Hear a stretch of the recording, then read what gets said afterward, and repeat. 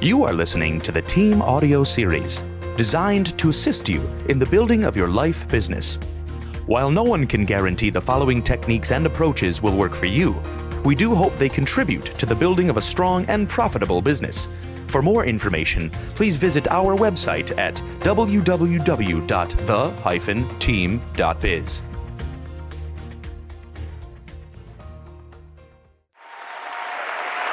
All right. Well, there's a lot of excitement around this life business and what's about to happen.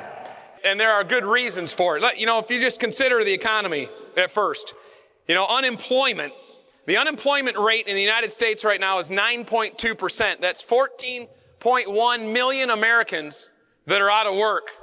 In Canada, it's 7.4%. And that's grown by 1.4% this year. It's actually growing quicker than the United States rate is. And Canada's really interesting because at one end of the country it's 11.2 and the other end it's like 4.1. And so you can kind of figure out where you are in that if you're Canadian. And these figures don't include those that have stopped looking for work and those who are working now for much less than they used to. The U6 unemployment rate, this encompasses those who have stopped looking and those who are working part-time now, even though they want to be working full-time. Those numbers have increased from 15.8 to 16.2% in June of 2011. It now takes a record of 39.8 weeks to find a job. Some of you know this, right? You're beating the record. You're a record breaker. Hourly wages on average have dropped. The portion of the U.S. population that is employed hit a new low of 58.2%. According to 60 Minutes, 1.5 million Americans have exhausted their unemployment benefits.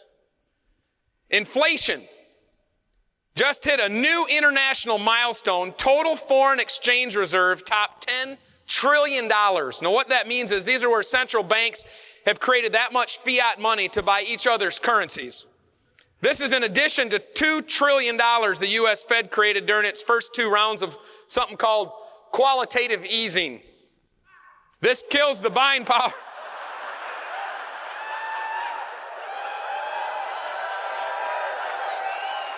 There's a duck choking in here if anybody wants to try to go give it CPR or something. This kills the buying power of the dollar and raises prices. As a matter of fact, $1 in 1913 is worth about 4 cents today.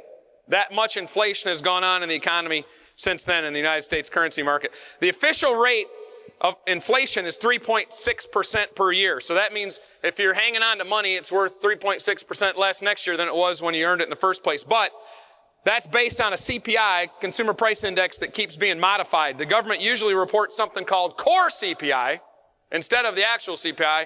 And core CPI eliminates unimportant things like energy and food. But it makes the number look smaller. The current account balance, which means the trade deficit, trade with other countries, the United States, is now $561 billion that we buy more than we sell. The national debt in the United States is $14 trillion by most official counts. The president of the Federal Reserve Bank in Texas said it's $99 trillion if you include the unfunded liabilities of Social Security, Medicare, Medicaid, and Medicare Part D. Which brings us to Social Security for your retirement. The average Social Security benefit for a retired worker is only $1,177 per month. That's 3 tanks of gas now or something like that. At the beginning of 2011. And listen to this one, there are 8,000 net new recipients per day entering that pool. So if you do the math, you take those 800 times $1,177, that's $9,416,000 increase in new outlays each day to the Social Security fund for the next 19 years. You counting on any for yourself? Hope not.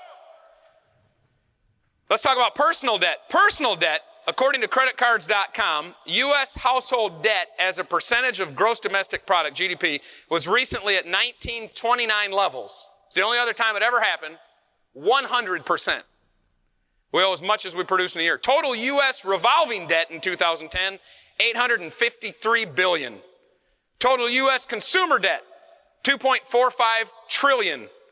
Average credit card debt for a household with credit card debt, $16,700 $7. Average college student credit card debt, and this is a new record, $3,173. 21% of college students have balances on their credit card between $3,000 and $7,000. 1/5. According to Freddie Mac, the U.S. began in the year 2000, owing $5.5 trillion in residential mortgages and finished the decade with $11.8 trillion, a growth of 111%. That was a pretty bad decade. Canada started 2000 off with $421 billion and ended the decade with $975 billion, a growth of 132% in 10 years. Even worse. What about savings? This is a quote from Fortune magazine. The long decline of the savings rate in the U.S. has been widely discussed. Yet every revisit of the data brings new cause for alarm. In the 1970s and 1980s, savings were in the 5 to 7% range. In the decades since, personal savings have declined to the 1 to 3% range. How about retirement? According to the Employee Benefit Research Institute, most Americans won't be able to retire until around the age of 80. In fact,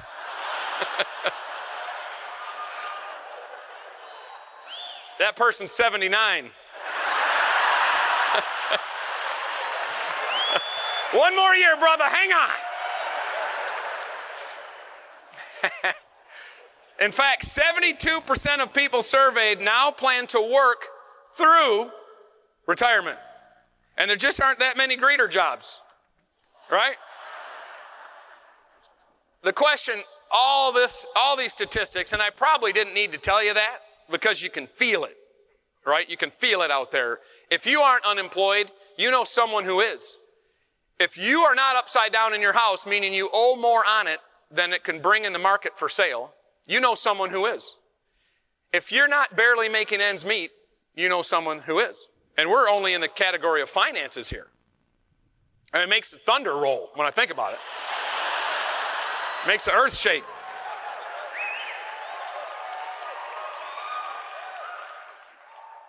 There just has to be a better way. That's your cue to cheer. All right. Author Franz Johansson talks about the difference between, and I've talked about this before, directional innovation and something called intersectional innovation. Directional innovation is the concept that you take what you have and you improve it. You modify it. You continue to improve it, and you go closer and closer to perfection with what you have. When I was an engineer, I accidentally got pigeonholed, and it's kind of started like this. I started out and I went into engineering. That's a broad scale. And then I picked mechanical engineering because I liked working on my motorcycles. So the scale narrowed a little bit more. And then I chose manufacturing engineering because I kind of liked the factories and all the machines. So that got a little more narrow. And then they assigned me to a specific product, and that got a little more narrow. And that was a spark plug. And then I got assigned to truck spark plugs, and that got a little more narrow. And then they were for a specific model year, and it was a little more narrow. And then it was only a certain number of truck engines. I didn't have big block truck engines. I had medium duty truck engines and small block truck engines, so even narrower. And then I had the high efficiency spark plug for the truck engines. And then the platinum tip. You see how it gets narrower and narrower? And after a while, you're doing something that only 3 people in the world even know what it is. And you work a whole year of your life doing calculations and tests and different things and manipulations and writing reports and charts and graphs to improve one little thing on one little spark plug and one little truck engine, 1 little percent. And that's how you end up over time with world-class products. Someone's got to do that work. But that's called directional innovation. And that's what I was doing. That's what I was doing as a professional engineer. But the real breakthroughs, the cataclysmic, earth-shifting breakthroughs that take place in industry and in life come at the intersection between big niches. They come at the intersection between industries. That's where you have explosive changes, explosive new things come out of finding the space in between. So what we've got our hands on here, and I've kind of explained this before where I talked about a couple of the industries, but really when you see where the life business is positioned and what we're doing as an answer to that question that there's got to be a better way, is there are actually 4 different industries that we find ourselves in the middle of. And we believe that we are at such a wonderful spot to take advantage of the good of all those industries and leave behind the rest. Let me show you what I'm talking about. On one side, we have something that you would call the personal development or self-help or leadership industry, whatever you want to call it. It happens to be about $400 billion a year. That's a pretty good size industry, almost $500 billion industry. And there are some big famous names in here. There are people that make hundreds of millions of dollars a year here selling information, leveraging information. They do it through late night infomercials. They do it through big stadium motivational events where they get you in for $6 and then sell you big expensive packages of things. And there's some really good information here. There's best-selling authors here. There's highly entertaining speakers here. There's very famous motivational experts here. But there's also some charlatans in here. There's some weird stuff. Pinch yourself here and, anchor your brain to a happy place in your head. There's some really interesting, breathe in through your ears and exhale through your forehead. Well, maybe not exactly that, but so there's some good here and there's some bad. The good in this industry is that there's a need for people to grow personally. There's a need for people to grow in their leadership. Everyone is called upon to lead at some point, just a question of whether or not you'll be ready or you'll be equipped. So there's a need for what they do, and there's some very good material here. But it's bad. The bad part of this is it's generally costly, and it generally is very low touch. It's impersonal as it can be. You're never going to meet these people. They're probably never going to leave the ivory tower to come help you individually, and so it's a little bit hands-off. It's a little bit take it or leave it, and it's a little bit generalized. It doesn't apply to anything specific. But it's a huge industry, and one in which I'll show you some more here in a minute. Another industry that would figure into here is something that you might call the networking industry. The best estimates that I can find from experts suggest that this is around a $100 billion industry per year worldwide right now. So just between these two industries, we're at $500 billion per year. Is this sizable enough? And again, the networking industry, there's some really good things here. One of the great things about the networking industry, one of the things that attracted me to it so many years ago, was there's something right about being able to have a business for yourself. There's something right about the fact that it doesn't discriminate based on race, creed, color, doctrine, background, who your daddy is, whether you're born on the right side of the tracks, or even if you have a past. This just says, hey, as you perform, so shall you bonus. In theory, there's something really good about that. There's something great about having a home-based business where there are legitimate tax deductions. Check with an accountant, but for running a legitimate enterprise out of your home, there are usually some tax advantages to doing that cover some of your expenses for launching a business of your own. This is the kind of thing where you don't have to burn any bridges. You don't have to quit your jobs. You don't have to go take out a bunch of loan. And generally, the cost to run something like that is minimal compared to normal businesses, quote, conventional businesses, the kind of thing that you might have to go risk it all at a bank and sign a stack of documents promising your life and your firstborn child away, but yet you end up with a nice building and your name on the side and you can show your mother-in-law how cool you are until you go bankrupt 5 years later. So networking comes in and does a lot of nice things. But there are some bad things that go along with it. There are certainly some charlatans here. There are certainly some who have muddied the waters a bit, so to speak. There are people who have positioned this in a way that turned me off of it in the beginning because I thought this was where losers went to satisfy themselves that at least they were trying to do something. It was like an opiate that they would take just to make themselves think they were going to be rich and they were never going to make it. That's what I thought of this industry. Orrin Woodward, you heard up here a few minutes ago, and you'll hear referred to throughout the weekend, who's become an icon in this industry. I'll talk more about that in a minute. He was the gentleman that introduced me to the industry, and he hacked through my skepticism with facts, with data, and with the promise that every time we came up against something we didn't like, we'd change it and make it better. And it's exactly what he's done every step of the way to get us to this point where the life business can launch for you today.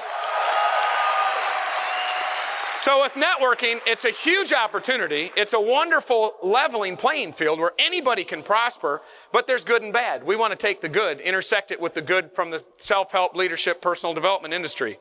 But there are two more. Another one, a little bit tinier, is something you might call life coaching.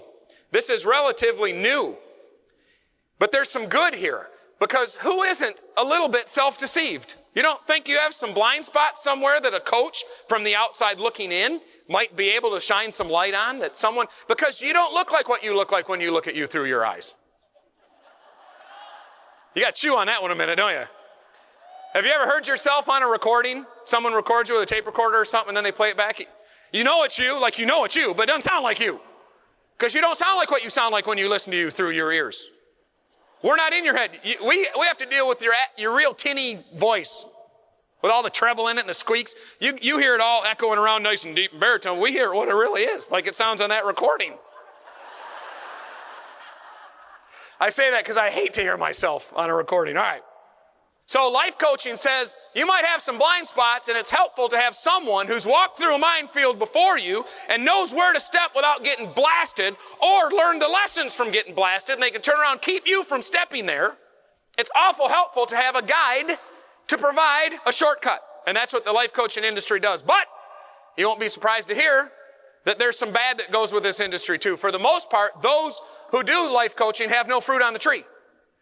Generally, there's some that coach about finances and they really don't have their finances together that much. Or they coach about marriage and relationships and they've written books, sold millions of them, and they've been divorced 5 times. Now, I'm not against you if you've been divorced 5 times. I'm only against you if you've been divorced 5 times and you've sold millions of books telling how to have a good marriage. Just seems a little disconnected there, wouldn't you say? Now, that'd be a great divorce book. All right, so in the life coaching, it's a great idea because we all need someone who can speak truth into our lives. And preferably that should be someone who has a big bunch of truth displayed in their life. And so we're going to take the good of that and kick out the rest. And generally that's really expensive. Here it just happens, the normal course of building business. All right, the next one, the final circle. And this one, I'm not even sure how to quantify this, but we'll call this community. This is the portion of people's lives where they seek connection. And we are relational beings. We are built. We were created to be in relationship with our Creator. We were created to be in relationship with each other. We were created for a relationship with our children and our spouse. We like to connect. We like to be, and what's sad here is that some of the real communities have failed, and they've been replaced by what you might call, our friend James Hunter, the author, calls a pseudo-community, where it's kind of a community because you get the trappings of a relationship, but you don't really have the depth or the risk, I guess, of a relationship, and you can just click to be a friend or click to unfriend. Unfriend. That's a verb now, and it just went in the dictionary. Unfriend. Isn't that weird?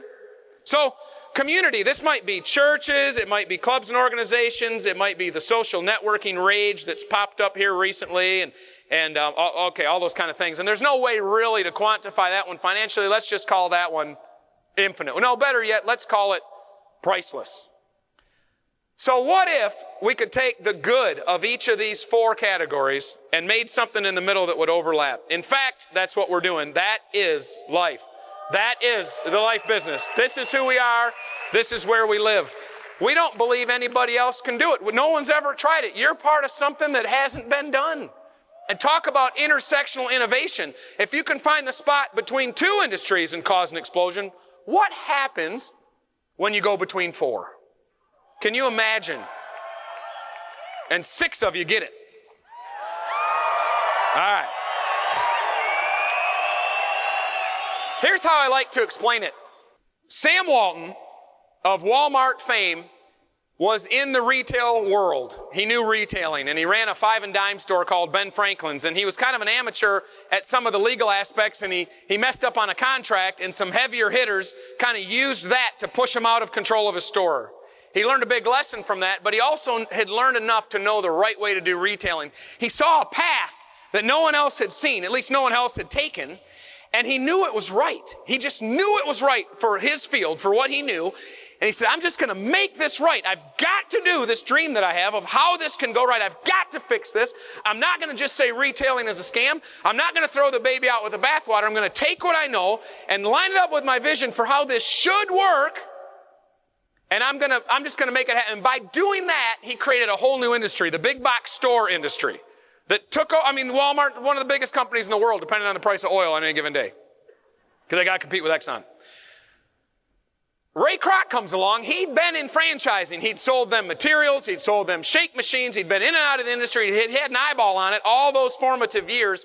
And when he saw the McDonald's Brothers restaurant operation, he realized there was something to be done there. He knew how it should be done. He could tell they were doing it the way it should be done. They just had no ambition to take it beyond their 2 stores.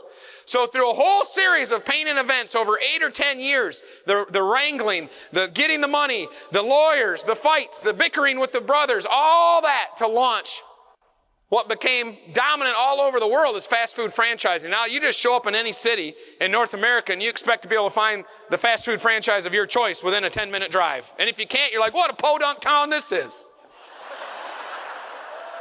Isn't it true? We were in Venice not too long ago. There's a Burger King in Venice. Right on the canal. You can take your gondola up to the Burger King in Venice. That's as tacky as it gets. You do something like that. Now I'm going to get sued by Burger King. I'm glad Burger King's in Venice. It's awesome. But it just shows the prevalence of the idea. That Ray Kroc saw a path. He had a dream. He didn't throw the baby out with the bathwater. He knew if I could just take what I know to be right, if I could just get a chance to do it, I could take it mainstream and a whole new industry. I believe Orrin Woodward, with a little bit of an assist from the Policy Council, is doing the same thing. See, Orrin for years and years and years has had this vision of how this could be done right, of a big picture of how this could go, the path you could run on. And he had to do it. He couldn't get it out of his mind. He had to do it. And he started talking about he could see that if he could ever get clear to run down that path, that this model should go to 1 million people. He should be able to affect 1 million lives in a positive direction. If only he could get his chance. If only he could get to the point where he could run down that path and not break a bunch of stuff or destroy a bunch of stuff, but take what he'd learned, not throw the baby out with the bathwater, but boy, if he could just get his chance. And guess what? He's got his chance. And I've said this before, I believe that you'll hear in business history, they'll be talking about Sam Walton, and they'll be talking about Ray Kroc, and then they'll be talking about Orrin Woodward right on down the line. It just fits. And you're a part of it.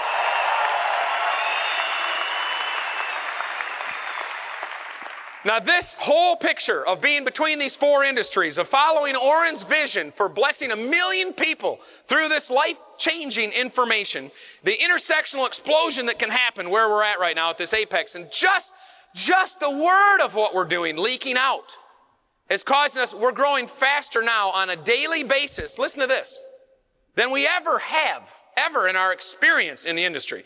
We're just rolling it out tonight.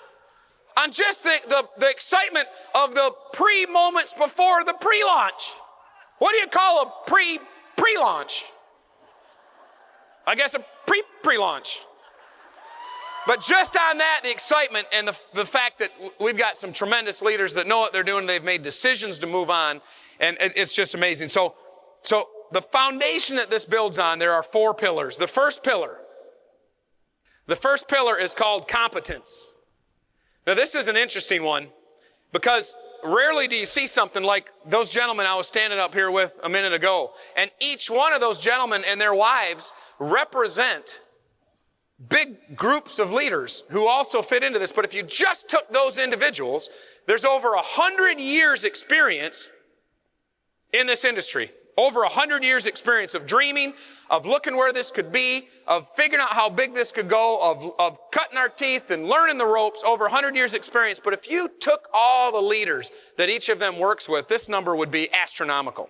So we come to the table with competence at building this industry, in this profession. Orrin Woodward has been asked to speak all over the globe. I think he's spoken in 4 continents about this industry, maybe, I'll just say 4. I'm sure it's 4. It might be 5. Just recently, he was over in Norway speaking to one of the fastest growing organizations in this industry over there. He's been featured at the mastermind events.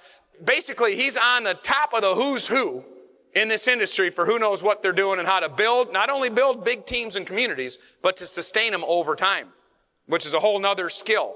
He's demonstrated that. And so we have that kind of leadership.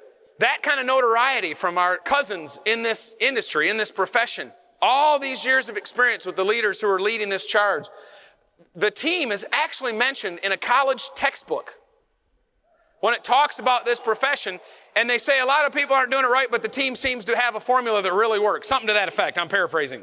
So mentioned in college textbooks, it's unbelievable. So competence is the first pillar. The next one is credibility, which might sound like the same thing, but it's a little different. What I mean here by credibility is there is a demand in the outside world. There is a demand in bookstores. There is a demand among consultants who use our materials exclusively for what they do when they train executives. There is a demand for our material through conventional channels. There's the New York Times recognition, the Publishers Weekly, the USA Today, all those things. And God just dropped all this on us. There's the leadership guru stuff that's happened and all these different titles that have come in and all these things that the leadership and the policy council, this credibility speaks to how powerful these materials and this information is. So we've got those pieces. International companies using our training videos in corporate settings, it's incredible. So we've got competence of years and years experience and recognition in this profession. We've got credibility for the value of the materials and the information itself in the outside customer world. The third one is compensation. Orrin will give you the highlights. We can't give all the details because it's not officially all done. We can't give all the details yet, but they'll be coming out. But Orrin will give you the highlights this weekend for the compensation plan that will monetize the leveraging of information into people's lives to bless them through the life business. And it's so competitive. It's so lucrative. It's so generous. We would run models and look at the numbers like, are you kidding me? People are going to come unglued when they see how this works. If you came here struggling, if you came here on a shoestring, if you're hurting financially, if you're second in the morning when you wake up, what I mean by that is everybody, when they wake up in the morning, pretty much everybody wakes up the same way. You wake up, bing, your eyes go open, and everything's right with the world for about a second. And then you remember. If you're in a relational train wreck, that relational train wreck pops into your brain the second you're awake. Maybe if you were even able to sleep, that is. If you have financial stress in your life, if you're massively in debt, if you're going down the tube circling the financial drain, you wake up, You remember that debt like a cinder block sitting on your chest, just scrunching you.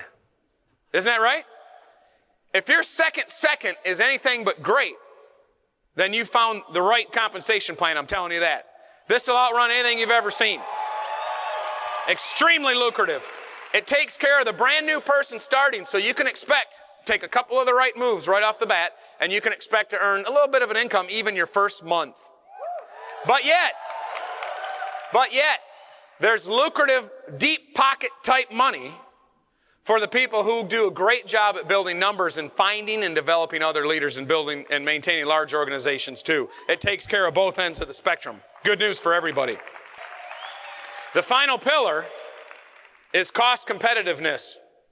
You see, many times in this industry, there might be a good pay plan, but prices are super high and people complain about prices and sometimes you get the feeling that maybe prices are really high, so there's some money for the pay plan almost. And, this is a criticism that's leveled at what goes on. Well, what's going to happen here is we're so cost competitive, we believe we'll be the lowest cost, one of the highest value providers in the industry. And I'm talking in the personal development, leadership industry, where I was already telling you we have pull. Let me show you some of the details of that. I just took some random cost examples from some people who are dominant in this industry, who if you just went out there and you would know the names of the websites and the different flyers and leaflets from which I got this information, but I'm not going to say any of their names. These are people I respect. These are people who the information they put out is highly valuable. It's helped me. But listen to the price structure. That's the point I want to make. The first one is this: a 3-day workshop and seminar in San Diego, $1,997. Compared to what you put here, right? The second one, 6 CDs and 1 DVD it's called a home business study course, $395. The third one, and these are just at random. I didn't have to search and dig for bad sounding ones. This is just random. I took the first 6 I found. 14 DVD set on effective management, $789. That's $56 per disc. Number 4, Success Strategy Blueprint, 6 DVDs and 1 CD, $299 or $42 each. Number 5, Money Mastery Kit, 2 CDs per month, $67 a month or $33.50 each if you subscribe to that. The final one, Great Leaders and Teams, 3-day course, $1,895. Who keeps the money? They do. That's fine. It's great material. If they can command those kind of prices, the market says they're worth it. Customers tend to vote with their wallet, right? Fantastic. Good for them. Absolutely nothing wrong with it. Except there just has to be a better way to make that kind of life-changing information available to a broader audience.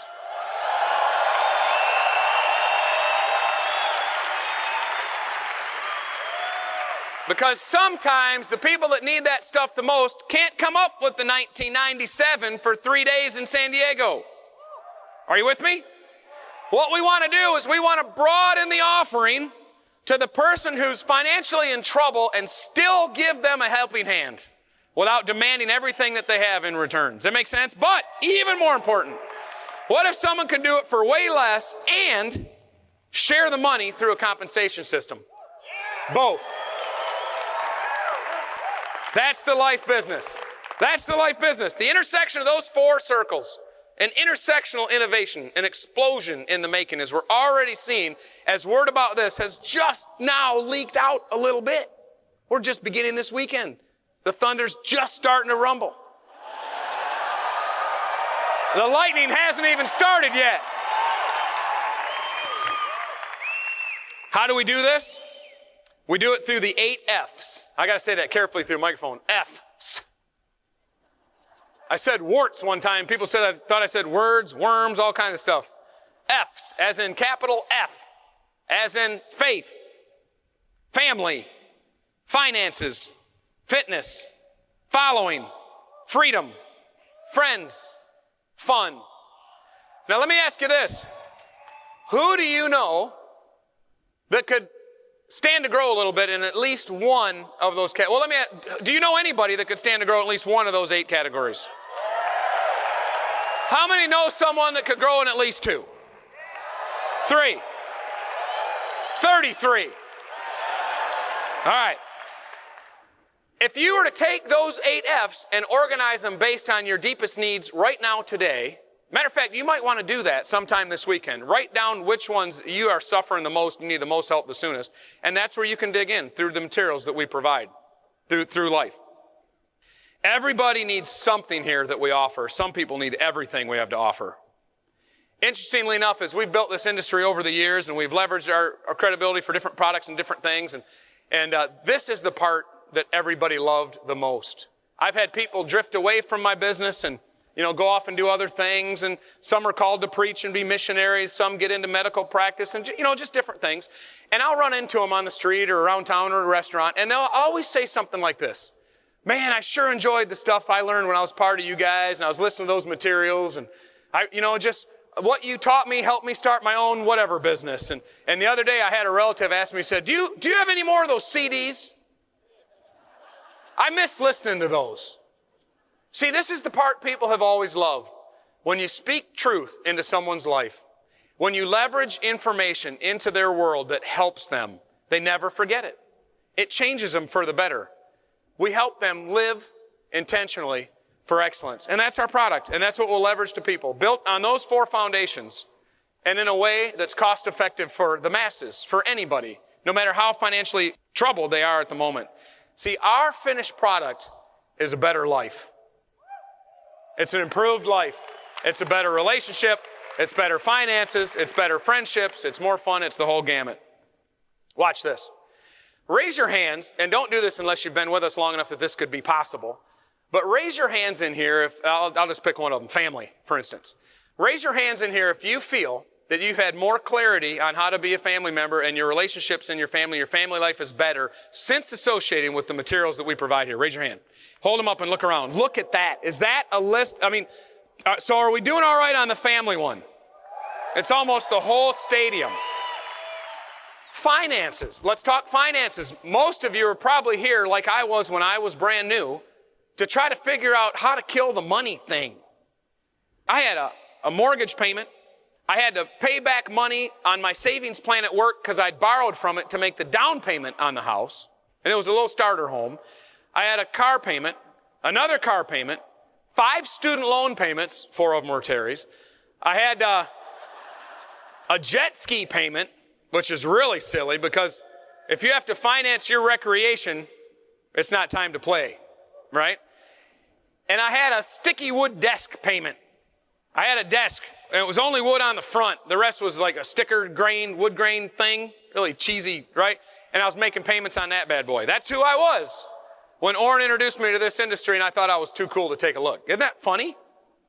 My finances have improved a little since then. Just a little. We are 100% debt-free today. I don't owe a nickel to anybody for anything. The lifestyle that we're blessed to live is a small portion of what we make. I mean, we're just so blessed through this. So how many of you, even if maybe you can't say all those things financially yet, how many of you at least you understand finances better, you're doing better on managing your personal finances, maybe you are making more money, maybe you're paying off more debt, raise your hand. If you've grown in finances, look at that. Look at that. Almost it's as many as the family one. I could go through the other 6 F's and no doubt it would be the same return. These materials work. This information works. There is something called truth. And when you leverage it into someone's hurting life, you can fix the hurt. You can repair damaged nerve endings. You can give them the right track to run on. And anybody who wants to, anybody who applies correct information, who applies truth to their life, will improve in the area in which they made the application of that truth. Are you with me? And these 8 F's, those are the channels through which we do it. There's a 9-year-old girl who was being raised in Sicily between World War I and World War II. Her father was a small-time merchant, and he made a deal with the prince that lived in the palace on the hill, the last prince of Avignon. And he traded his daughter to the prince for a horse. The little girl would cry in bed at night in the palace, and she would sneak out and steal a horse, and she'd ride through the valley and go to her dad's little shack and walk back in the middle of the night like she'd never left and crawl in bed with her little sister, and they'd sit there and cuddle and just cry. And the dad would find her in the morning and throw her in the back of his pickup truck and drive her back up to the palace. And this happened tons of times. She finally deals with the pain. She grows up in the prince's home. He's a benevolent man. She becomes a gorgeous young woman. Everybody's whispering about why the prince must have her around. She finally asks the prince now. She's a young woman of her own. She knows how the world works.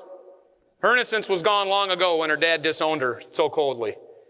And she and the prince get into a conversation, and she says to the prince, "Did you buy me from my dad for illegitimate reasons? Did you raise me to be your mistress?"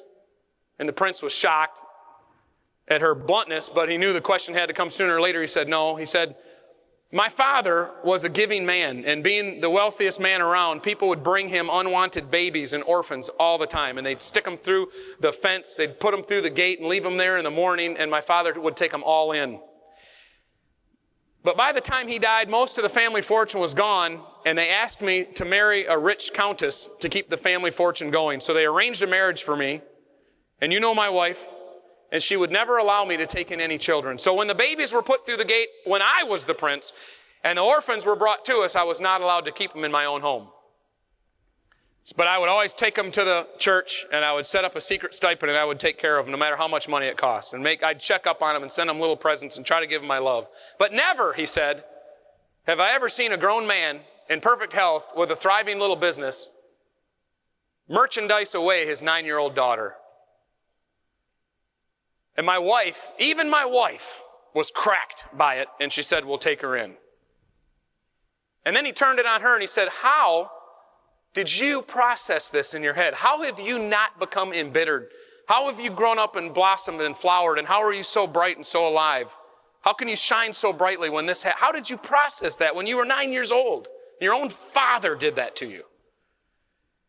She told him this long drawn out story, and she mentioned this guy named Signore Brassini, Mr. Brassini. And she said, it was once I saw Mr. Brasini in the fruit market one day that it all came together for me. And he said, well, who is Mr. Brasini? She said, well, there he was in the fruit market with his wife.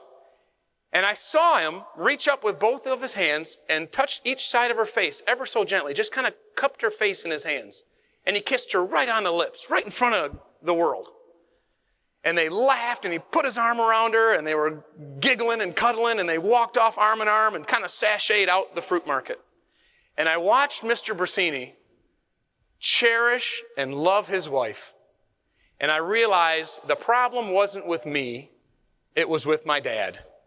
I tried everything I could to replace my dead mother. I tried to cook like she did, and I tried to clean like she did, and I tried to be good like she was, and I tried to say nice things to him, but whatever I did was never good enough for him. It was nothing but anger and hatred out of him all the time.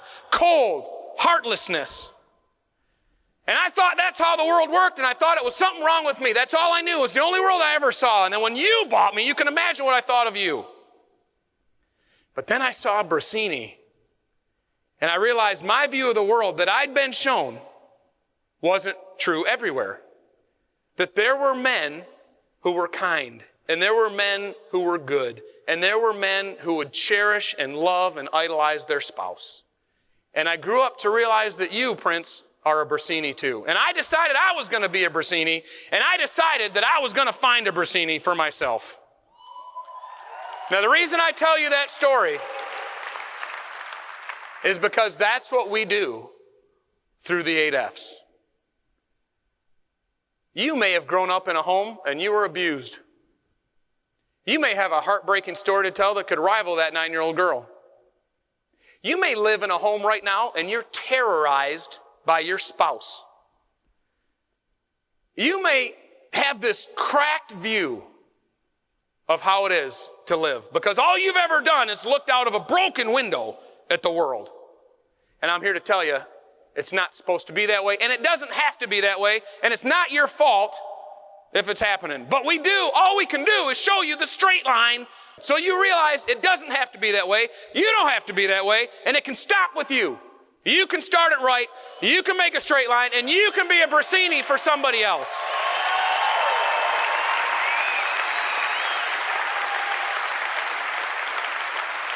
That's what we do through the 8 F's. Maybe it's finances. Lori Woodward's pretty open with the fact that she was raised and told that being in debt is just the way it is. You're never going to make it anyway. You might as well get in debt and enjoy it. Just get used to it. It's how the world works. Here's your credit cards. Here's your car payment. No big deal. Live it up. Maybe you've been taught that same kind of financial training. Maybe you've been taught that it's normal to have a 30-year mortgage. Maybe you think it's normal to have car payments. Maybe you think it's normal to be in debt. Maybe you think interest payments and stuff. Maybe you think that's normal. We're going to show you a Brasini effect of living debt-free. We're going to show you a Brasini effect where you can make so much money, it's not in your fights in your marriage anymore. It's not in your decision-making anymore. The things you do with money are to try to bless people. How can I give more? How can I make more of an impact? How can I give more away? What other causes can I sponsor? We're going to show you a Brasini effect when it comes to finances and let you know it's not supposed to be that way. You're not supposed to be a slave to your money. Your money's supposed to be a slave to you. And we'll show you a straight line against your crooked line. And we could do that with all the 8 F's. That's the life business.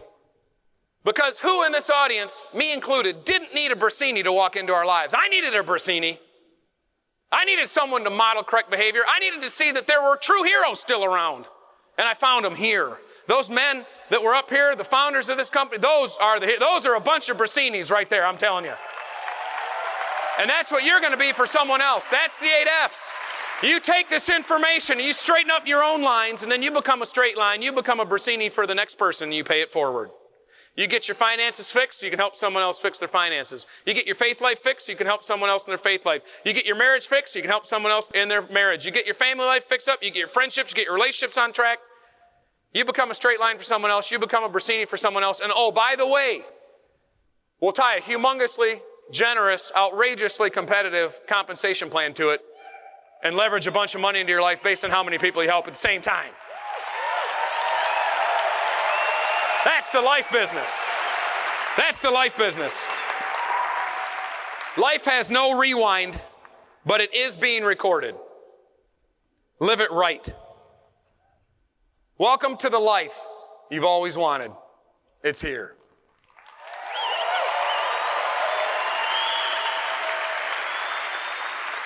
I want to bring out Terry for a few minutes because we've had the joy and the privilege of working this together different ways over the years, and she's always been right by my side building this. And and maybe you're single, and so you're not going to do it that way necessarily right now, although you can go acquire a spouse should you so choose. Generally, when you make this kind of money, that might aid the process along a little bit, even if you'd be interested in that. Not necessarily, you might just want to spend it all yourself. That's your prerogative. And if you're married and only one of you sees it and wants to do it, hey, that's fantastic too. There's a lot of married couples that are building it individually. That's no big deal. There's every combination here. But in my case, we've been blessed because Terry has helped me all along the way. And I want to bring her out because she offers such a valuable insight into this business. She sees it from angles I don't even think of it as. And she paints things through analogies and stories and teaches it in ways that just shines light and helps people understand some of these concepts. But she embodies these principles. She's always been a Brasini in my life. And that's why I know that she was built to use those gifts to bless others so that they could do the same. It's what Terry Brady stands for. It's what she does on a minute-to-minute basis in her life. And I want to share with you now for a few minutes to give some closing comments. Please help me welcome to the stage my wife, Terry Brady.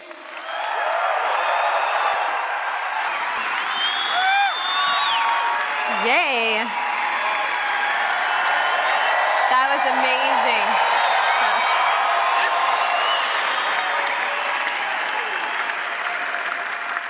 Boy, that was amazing. That Brasini story really had me riveted. I'll tell you, we've been blessed with 4 children. Their ages are 14, 11, 7, and 6 right now. But when one of them was a baby, we had a nickname for him. We have a nickname for almost all of our children, but his nickname was Houdini because he could get out of anything that you put him into. The high chair, the stroller, whatever it was. One time we had moved when he was 9 months old. I was unpacking boxes in the kitchen, and I was standing on top of the countertop doing that. So I put him in his high chair, strapped him in, gave him some Cheerios to eat, and then I went over to the boxes and was putting the dishes up high. While I was standing there putting dishes up high, and I felt something on my leg, and I looked down, and to my horror, there's my 9-month-old baby. He had crawled out of the high chair on the other side of the counter, climbed up onto his tray of a high chair, gone over to the counter, and crawled over to me on the counter of the kitchen. This boy used up 9 lives like every day of his life. When he was about 13 months old, I can remember his new trick was going up the outside of the staircase. You know how you've got the carpet on the one side and then you have the banister? Well, he liked those little tiny short stairs on the other side. And he would go all the way up just out of reach and then you couldn't get him. And he'd sit there and look at you like, ah ha ha, I'm here.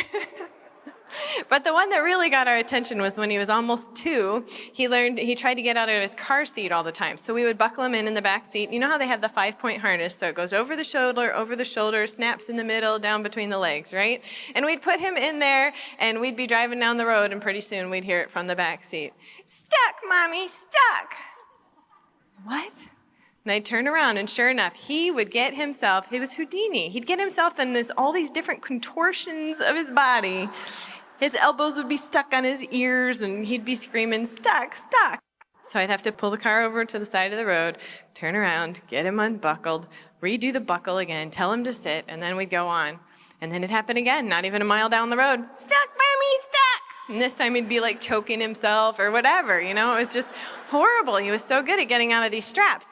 Well, eventually, obviously what had to happen is I had to stop getting him unstuck. He had to figure it out because I'd get frustrated. I couldn't go anywhere. I couldn't get anywhere down the road. He had done it to himself, don't you see? He's the one who chose to get his hands out of the straps. I had put him in nice and neatly. He chose to put his elbows on his ears and whatever the other problem was, and he'd get himself all in this tangle. Well, isn't life like that? I can think of so many times that I have gotten myself in some kind of stuck position.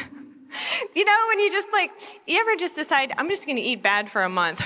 See what happens. I love cookie dough. Let me just admit it right here. It is a weakness, girlfriends. Do I even need an oven if I can just have a mixer, right? So, unnecessary. Do you need to put baking soda in, by the way, if you're not really going to bake it? I've always wondered. But my point is, the end of the month, I go, holy cow, I am stuck. I have got some weight to lose and won't come off. This is just horrible. I don't know how this happened. I'm so stuck. But I could go through all the categories and we could see things that everybody can get stuck on. I can remember one time I was kind of fighting with this person and fighting with that person and talking about this person, and it was all in my, at home. I was telling Chris about it. And he finally turns to me at one point and he goes, "Can you tell me someone that you like right now?" I'm like, "Oh yeah, they're all friends." I was stuck. Right? But the stuck that hurts the most to me is when I see somebody who's tried so hard in life to do so many things right. You know what I mean? They got married, they had a happy marriage, they decided to get their first home, they got that mortgage going, and they signed the rate, and because the mortgage company said they could.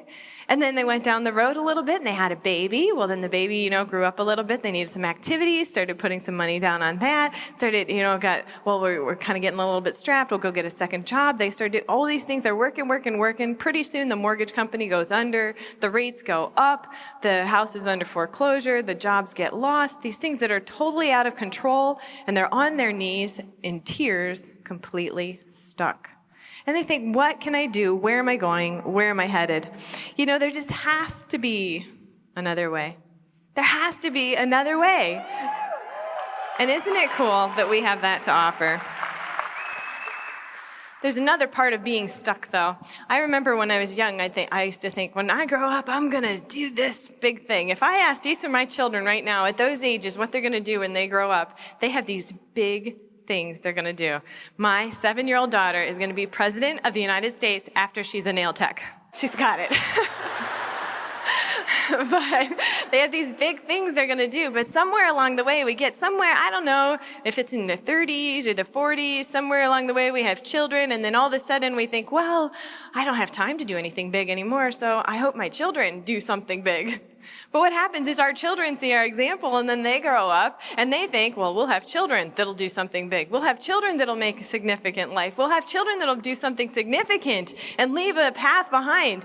You've heard it said before that on your gravestone, there's your birth date and your death date. And then there's that one dash between those two dates. And that dash can mean so much and it can mean so little. And sometimes we are just stuck in some rut of littleness to that dash. Did you ever just think, is there a way that we can make a difference in that dash? I'm telling you, there is. And it is here, and we're so excited to roll that out this weekend. What if adults looked at education the way that we look at education for our children? Do you know how much thought goes in my mind to how I'm educating my children or how they will be educated by the time they're done? And yet, how many times after I was 18 and before I found this community of people did I think of education? None.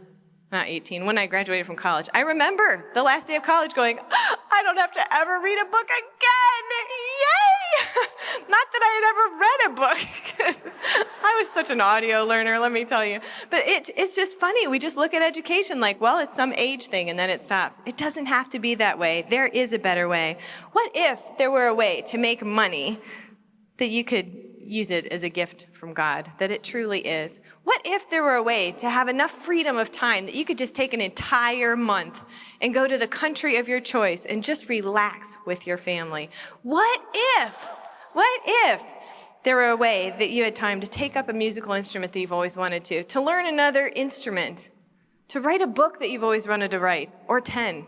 What if there were a different way out there? What if there were a way that you could go on vacation in Florida in the middle of winter? From the north, you go down to Florida, and do you know that sunshine is still shining down there?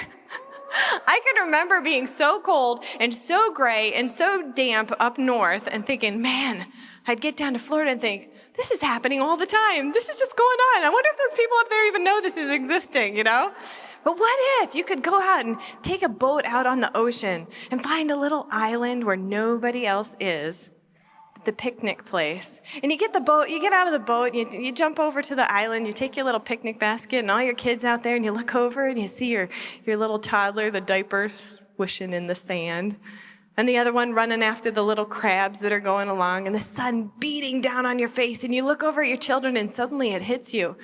They have freckles. In February?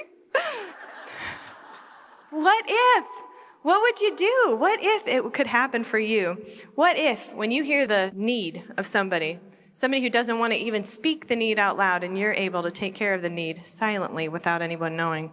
What if you go to that restaurant and you see that little fishbowl up there where they're collecting money for the child who has cancer and needs the treatments and can't afford it? What if you just fill the fishbowl and take care of the need? What if you give more money away than you used to make in your job?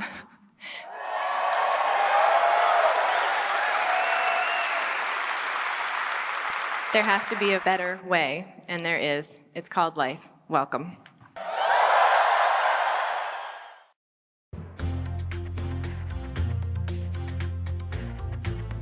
While no one can guarantee success, many have proven these ideas to be powerful in building a successful business. For more information regarding the Life Business and its compensation plan, visit www.the-life-business.com. Use of team materials in building your life business is strictly optional. Unauthorized reproduction is prohibited. All rights are reserved. This is a copyrighted program of Team.